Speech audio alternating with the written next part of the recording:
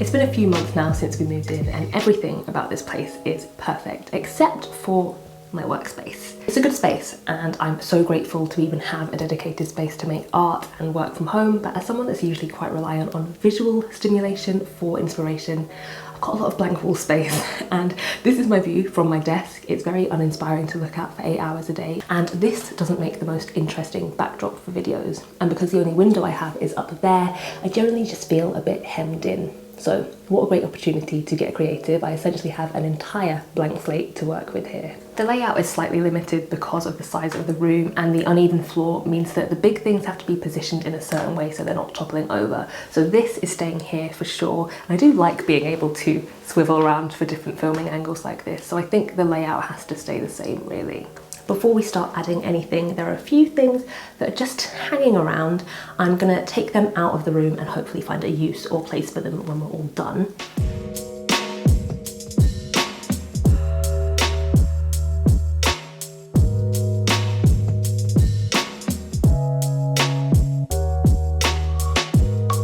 And now that we've got things clear, this wall has been bugging me so much. This used to be a child's bedroom before we moved in, and they had like a little chalkboard or something down there attached to the wall, which has left a bit of, I don't know, a stainage on there. So I'm gonna paint over this as soon as possible.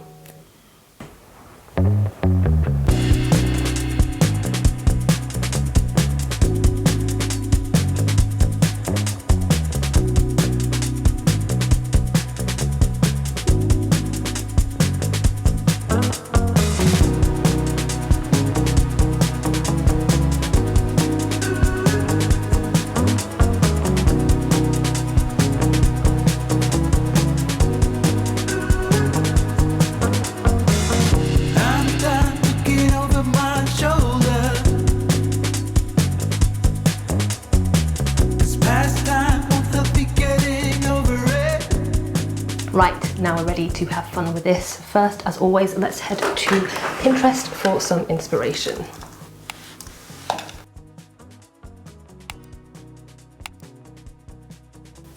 I like a sort of earthy, crafty, apothecary type look, like dried flowers, botanical illustrations, mismatched vases and picture frames. I also know that for the wall ahead of me, I want to be inspired when I look up from my desk, but not overwhelmed with distraction and clutter. So to achieve all this, I think I will need a picture ledge or two back here would be great to put little trinkets on, but also give me the freedom to swap new pieces of art in and out. I don't want it to be too busy, so I think I will use 1 or 2 of these big canvas boards for some of the art back there. That will also get those canvas boards out of the way so they're not just down there on the floor where they were before. And then to add to that, some dried flowers I'd like, and maybe I will propagate some of this pothos. So I'll need some little vases. And maybe one of those like poster hanging things, those like magnetic ones. And for art to go in that, let's see what I've already got.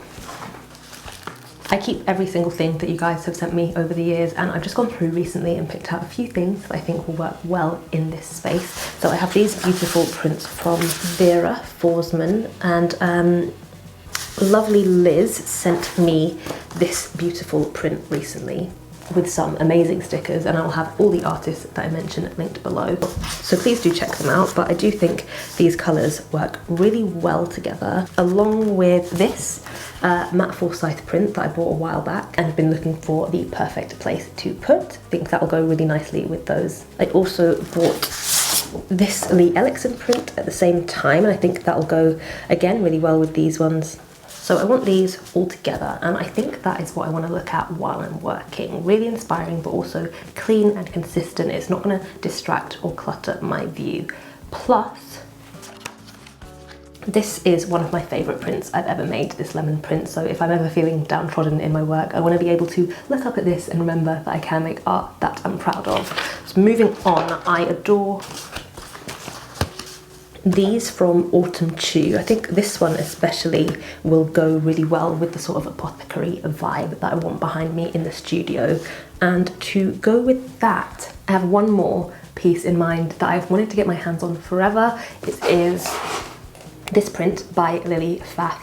I find this painting so inspiring. I'm so happy that this is available on Inprnt. Ordering this immediately. Not sure if this will go best on this wall or that wall, so we'll see once it's time to put it all together. And I got distracted while browsing Inprnt and found these really cool cloud prints that I would love to gaze at while I'm working as well. And then I will fill in the gaps with some new paintings of my own. And am I doing too much? I don't know, I think a mirror over here might be nice as well. I think that'll help create a sense of light and space in here. I do already have this mirror, which has never really had a place, so we'll think about that one. I'd also like to get a couple of new houseplants, maybe a nice tall one. I'm gonna spend so much money. Maybe someday when I've grown older, I can see it all clear from above, looking back on it all. Maybe I can see what was broken. Ooh, but it's a lonely calling. Yeah, it's a lonely calling.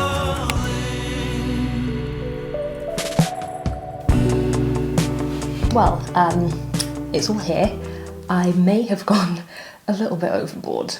But to begin with, for plants, I got a Hoya linearis for something dangly, and a really nice jute basket for it to hang in. And then I got a ficus, a weeping fig, for something tall. I know that ficuses are kind of toxic to cats, but Thierry's never in here without me, and I keep the door closed most of the time anyway.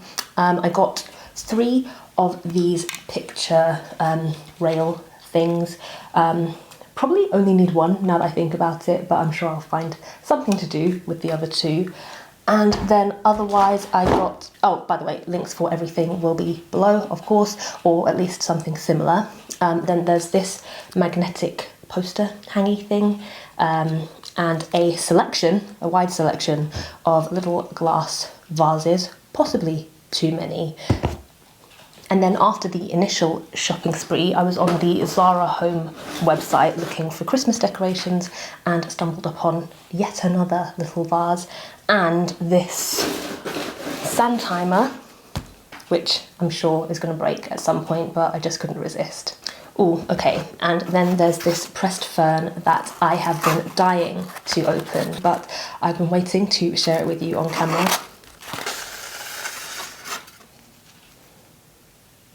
That's amazing. I'll have to get a close-up so you can see all the little details on that. And I did peek at these, just couldn't resist. There are some beautiful bouquets of dried flowers.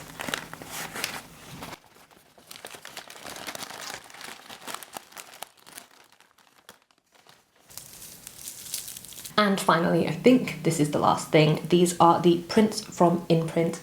Amazing quality. So I'm not expecting anything else, or at least I hope not. And while I was waiting for all of this, I got to work on some artwork of my own.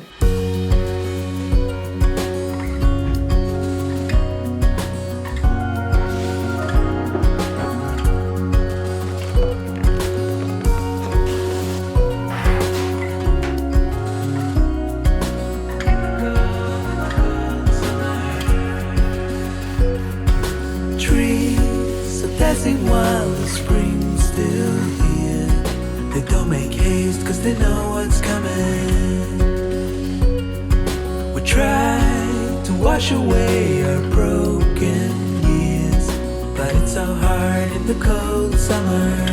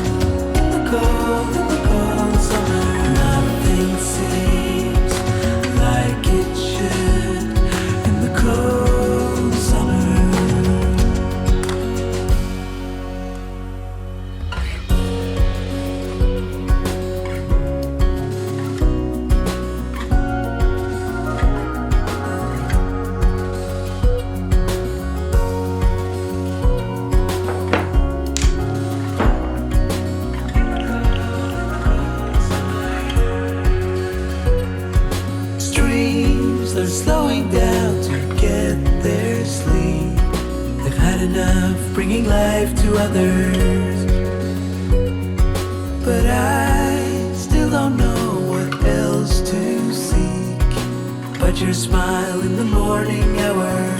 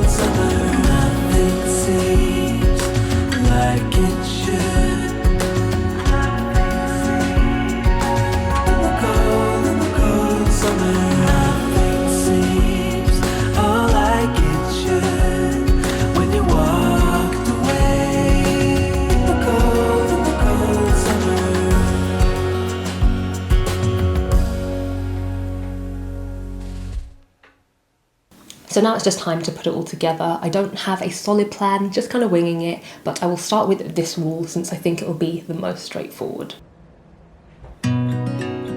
Straightforward, she said. Little did I know how not straightforward any of this would be. But no, honestly, it wasn't too difficult once I'd cleared up my desk and started to organise my prints in different layouts that I thought I might like them in. And once I had the layout that I wanted, I took a picture so I wouldn't forget once I started putting them up on the wall.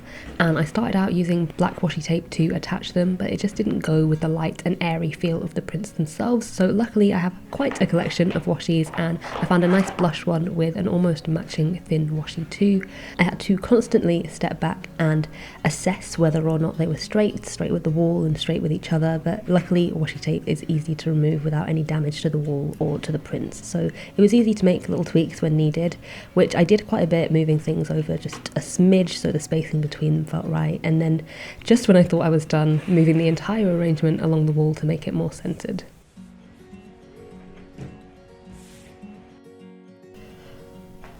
After that, I thought I would put the pomegranate poster up, and then I got completely lost in trying to figure out what the layout of things would be on the wall. I was just jumping from one thing to another, a bit too scared to make any actual decisions. So I moved these drawers around and I started playing with the dried flowers, and that was a lot of fun actually. It made me want to try my hand at flower arranging one day.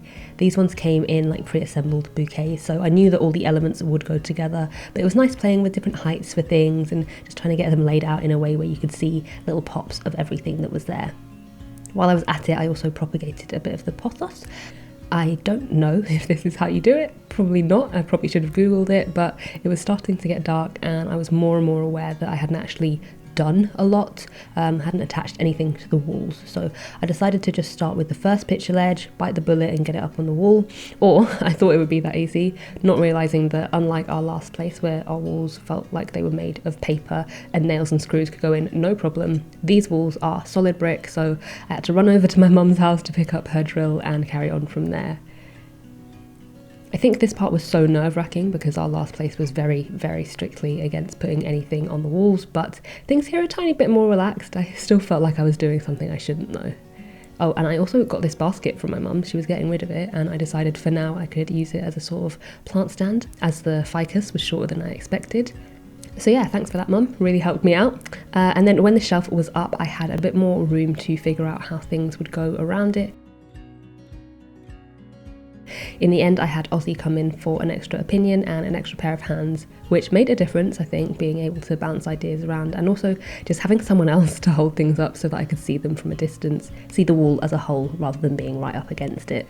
So the Hoyer went up, the poster went up, and the next shelf went up. More stuff on the shelves, the fern up on the wall, more pictures taped up. And then I felt like I needed more decorative but also practical bits, so I brought back that pile of vintage and antique books that I have that didn't have a proper home in here before, and I put some up on the shelf and used them as part of the decor. Finally, my chair didn't really fit with the vibe of the room, so I threw this blanket over the back of it, and here we are. I couldn't be happier with how it turned out. This room has a much warmer feel to it now, and I look forward to spending my days in here now, which I really didn't before. I'd actually been spending a lot of my time working at my dining table before because being in here felt almost stifling, but the mood now is completely different, and I'm just so pleased. So thank you for spending this time with me. I'm looking forward to the new videos and art we'll make in this space, and I'm tempted now to make some more art to brighten up the rest of the flat. What do you think? Anyway, let me know if you'd be interested in seeing that, but otherwise thank you so much for watching, and I will see you soon for the next one.